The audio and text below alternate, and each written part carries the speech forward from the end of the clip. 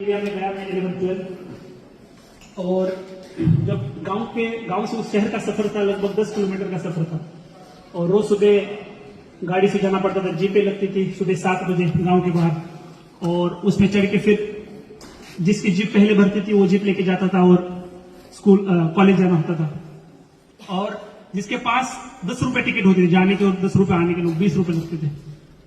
पर जो पर्टिकुलर लड़का पीछे लटक के या खड़ा रह के कभी कभी ऊपर बैठ के जाता था, उससे 5 रुपए लेते थे।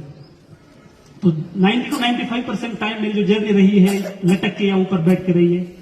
कुछ टाइम ऐसा आया जिसमें मैं बोनेट पे बैठ के गया हूं और घर मेरी शिकायत गई है, पर उनको भी पता था कि घर में फाइनेंशियल डिफिकल्टीज होने की वजह से उछलता रहता था। और 10th में मैं भले ही मेरे गांव में था, 95% आया, मैं टॉप आया, बट जब मैं नियर बाय गांव में गया तो मेरी कंपटीशन बढ़ गई। नियर बाय एरिया से लगभग सेमी इंग्लिश वाले और होशियार वहां स्टूडेंट आ गए, बट मेरे अंदर था कि मैं करूंगा। मेरे ऊपर मेरा खुद का बिलीफ था कि मैं पढ़ाई करूंगा और यहां भी नंबर लाऊंगा। 11th में मेरा 5th रैंक आया, फर्स्ट रैंक नहीं आया। 97.87% मार्क मिले मुझे। पर उस टाइम मैंने खुद को कभी नहीं बताया कि मैं लटक के आ रहा हूं, घर वापस जा रहा हूं, माँ सब्जी बेच रही है, उसके बाद मैं गांव में जाके इवनिंग में सब्जी बेच रहा हूं। 12th तक घर में लाइट नहीं थी।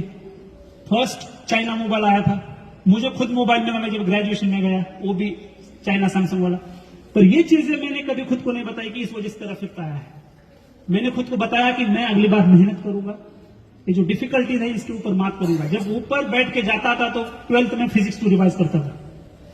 जब भी घर जाता था, रात होती तो पीछे मेरी केरोसिन की जो चिमनी होती थी उसमें लाइट जलती थी, उसमें दिया जलता था और केरोसिन का दिया मेरे सिर के ऊपर होता। रात में 2 बजे उड़ जाता था, हड़बड़ा के सुबह उड़ जाता था। इस तरह से पढ़ाई की, खेतों में जाता था, खेतों में पढ़ाई करने के लिए। और इसके एंड में 12th में मेरा 91% लेके मैं वहां से टॉप आ गया। तो इसमें मुझे आपको ये चीज बतानी है कि कितनी भी डिफिकल्टीज और कितनी भी सिचुएशंस और सर्कमस्टेंसेस आपके डिफिकल्ट बने, आपको कभी पीछे हटना नहीं है और आपको बिलीव खुद पे होना चाहिए कि मैं इसको मात जरूर करूंगा, इस पे मैं विजय जरूर पाऊंगा। सेम कहानी है बीटेक की।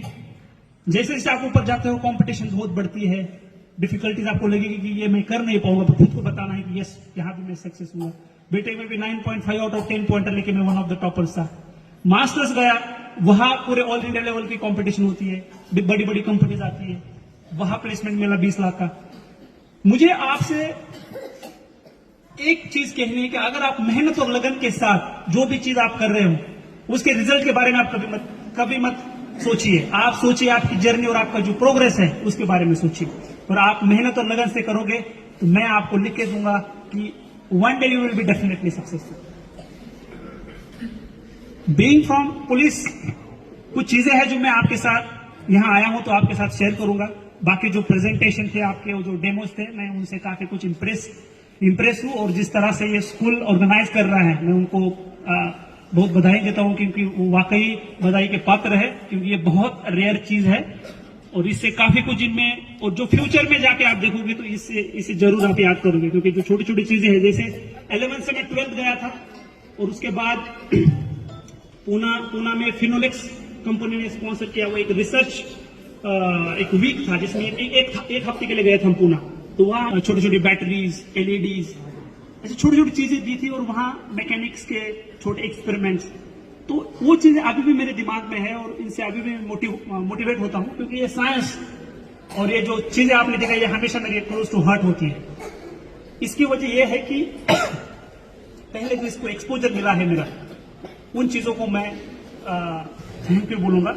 और ये चीजें हैं, ये उसी लेवल पे आपके ऑर्गेनाइज हो रहे हैं, जो काफी वाकई बढ़िया है। 3 चीजें जो जाते जाते मैं आप लोगों को कहूंगा कि पहला है cyber crime. Being from police, मुझे 3 चीजें आपके साथ शेयर करनी है। बहुत बार आप देखोगे कि जो सीनियर सिटीजन होते हैं, जो पेंशनर्स होते हैं, काफी बार उनकी जो पूंजी होती है बैंक में, वो ये साइबर फ्रॉड से चुरा लेते हैं। ओटीपी के जरिए चुरा लेते हैं, बैंक डिटेल्स के जरिए चुरा लेते हैं। कोई कॉल करता है, उनको पता नहीं चलता है और वो डिटेल चुरा लेते हैं। बहुत बार सोशल मीडिया आप देखोगे, इंस्टाग्राम, फेसबुक, व्हाट्सएप, किसी भी अगर कोई लिंक आते है तो उसको क्लिक कर जाते हैं और उसके साथ आपकी डिटेल चुराई जाती है, आपके मोबाइल के ऊपर कंट्रोल आ जाता है। मैं आपको ये बात क्लियर कर देता हूं कि मैं जब नेशनल पुलिस एकेडमी ट्रेनिंग में गया तब जाके मैंने इंस्टाग्राम और फेसबुक स्टार्ट किया। जब तक मेरा ड्रीम था, मेरी पैशन थी यूपीएससी, तब तक मैंने कभी सोशल मीडिया का यूज नहीं किया। तो ये पहली बात मैं आपको बताऊंगी, जिसका कोई ड्रीम है, सपना है, इस बात को क्लियर कट अपने दिमाग में रखिए कि सोशल मीडिया पे कोई नहीं हुआ। मोबाइल आपका शत्रु है। जितना अच्छा स्टडी के लिए यूज कर सकते हो करिए, उसके अलावा इस मोबाइल को फेंक दीजिए। तो जब कोई मोबाइल पे लिंक आती है, कोई कॉल आता है, कोई ओटीपी शेयर करता है, या फाइनेंशियल रिलेटेड, पैसों रिलेटेड बातें अगर आपके कान खड़े हो जाने चाहिए। आप इसके बारे में जागरूक हो, अपने परिवार को बताएं, अपने दोस्तों को बताएं, आपके समाज में बताएं। कहीं भी किसी के साथ साइबर फ्रॉड होता है तो आप 1930 को कॉल करना मत भूलिए। 1930 जितने जल्दी आप किसी के साथ साइबर फ्रॉड होता है तो 1930 पे आप कॉल करते हो तो उसके पैसे बचने के बहुत ज्यादा चांसेस है और उसके पैसे उसके अकाउंट में वापस आ जाएंगे। आप कोई भी आपका दोस्त हो, फैमिली हो, किसी के साथ ये साइबर फ्रॉड होता है तो तुरंत 4 घंटे के अंदर आप साइबर हेल्पलाइन नंबर जो है 1930 पे कॉल करें। सेकंड, अब बहुत बार यह सुनने को मिलता है कि यार उसने अगर हेलमेट पहना होता तो उसकी जान बच जाती। इस गाड़ी में एक्सीडेंट में मर गया, दारू पिया हुआ था। तो आपको पता है कि हेलमेट आदमी की जान बचा सकता है। हजारों जाने बच गए होते आज तक अगर लोग हेलमेट पहनते तो। और अगर हम अपने फैमिली मेंबर को दारू पीकर गाड़ी चलाने से रोकते हैं तो काफी कुछ जाने बच सकती है, परिवार बच सकता है। कभी कभी दारू जो पीता है उसकी वजह से आगे आने वाला जो निष्पाप होता है, उसकी कोई गलती नहीं होती, वो मरता है। तो आपकी बहुत जिम्मेदारी है, आप जहां भी गाड़ी चला रहे हो या आपके फैमिली का मेंबर कोई गाड़ी चला रहा है तो उसको बताना कि भाई हेलमेट पहनना जरूरी है, दारू पीकर गाड़ी नहीं चलाना है। आप बात उनको बता दीजिए। थर्ड चीज है जो हमारे समाज के लिए बहुत घातक है, युवा पीढ़ी के लिए सबसे ज्यादा घातक है, वो है ड्रग्स। जैसे नशीले पदार्थ, उसमें गांजा हो सकता है, अफीम हो सकता है, स्मैक हो सकता है, एमडी हो सकता है, और कई तरह की नशीली दवाइयां और पदार्थ है जिनका सेवन करते हैं। उनके वजह से जो पर्टिकुलर वो जो आदमी है वो अपने खुद के ऊपर का कंट्रोल खो जाता है। ऐसे बहुत से केसेस है जिसमें ड्रग्स में लिप्त आदमी कई क्राइम करता है, चोरी करता है, किसका मर्डर करता है। जो भी ड्रग्स का सेवन करता है उसके फैमिली में अशांति है, फाइनेंशियल डिफिकल्टीज है, समाज में भय है। तो ये आपको समझना है कि अगर जब आप 10th 12th के बाद बाहर जा रहे हो, इन चीजों से आपको दूर रहना है। जो भी ये चीजें कर रहे हैं उनको रोकना है। और समाज में ऐसे कोई लोग हो सकते हैं जो इन चीजों को फैला रहे हो, उनकी त्वरित जानकारी पुलिस को दे सकते हैं ताकि उनके खिलाफ कार्रवाई की जाए। तो ये 3 चीजें हैं जिनके बारे में मैं आपसे बात करना चाहता था।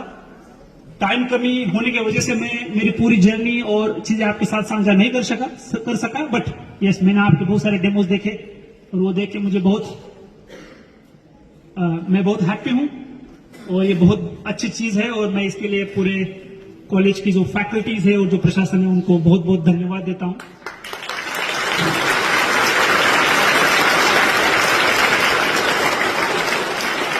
मुझे यहां बुलाया, मेरा गौरव किया और मुझे आपके साथ बात करना